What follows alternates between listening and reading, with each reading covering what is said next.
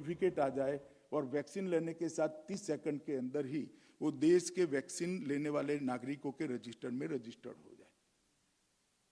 मैं पूरे स्टडी के साथ कहता हूं, भारत ने ये जो काम कोविन ऐप के माध्यम से करा है, विश्व का कोई देश नहीं कर पाया है। 130 करोड़ लोगों का वैक्सीनेशन टेक्नोलॉजी के सहायता से हम, और देखते देखते हो गया। पूरा विश्व देख रहा है कैसे वैक्सीनेशन करें।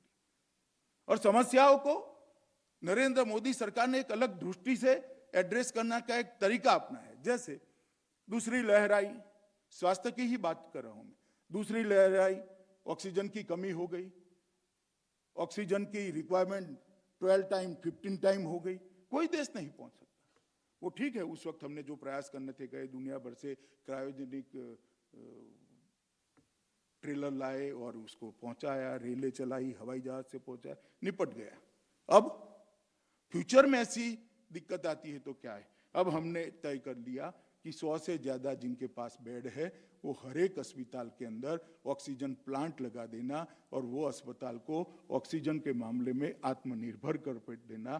कभी भी कोई भी महामारी आएगी, ऑक्सीजन की डिमांड बढ़ेगी तो इस देश के अंदर कभी भी ऑक्सीजन की किल्लत नहीं हो सकती। इसको कहते हैं आपत्ति को अवसर में बदलना। इसको कहते हैं समस्या का, मूलभूत समस्या का निवारण की दिशा में काम करना।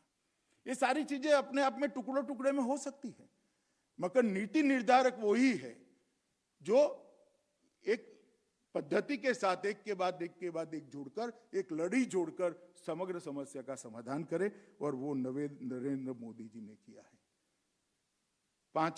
चौथी चीज है जवाबदेही और संवेदनशील तंत्र। कोविड आया, कोविड से ढेर सारे लोगों का, रोज कमाकर रोज खाने वाले लोगों के जीवन पर बड़ी बड़ी दिक्कत आ गई। एक ठेला चलाने वाला, एक लॉरी से मटेरियल ढोने वाला, एक ऑटो चलाने वाला, एक किराए की टैक्सी चलाने वाला, वो तो शाम को उसी से खाता है जो दिन में कमा लेता है।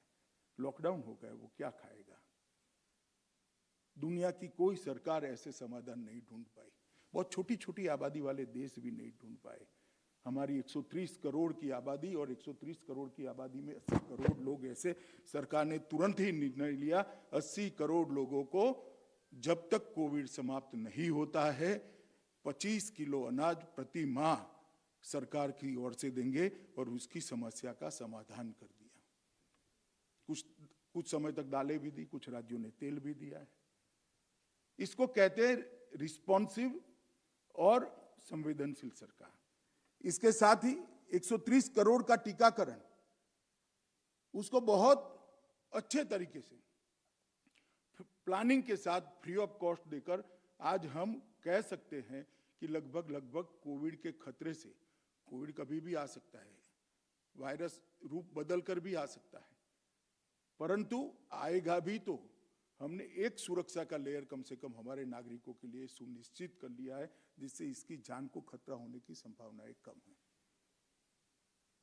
संवेदनशील सरकार जो होती है वो इसी प्रकार से काम करती है। वन रैंक वन पेंशन का उदाहरण है। 40 सालों से कोई निर्णय नहीं करता था। -40 डिग्री टेम्परेचर से लेकर 45 डिग्री टेम्परेचर तक जो देश की सीमाओं को सुरक्षा करते हैं, कोई ना कोई कारण से ये अटका ही जा रहा था। वन रैंक वन पेंशन का भी संवेदनशीलता के साथ निर्णय किया और समस्या का स्थायी समाधान किया। हर चुनाव के अंदर किसानों के ऋण माफ करने की बात होती थी।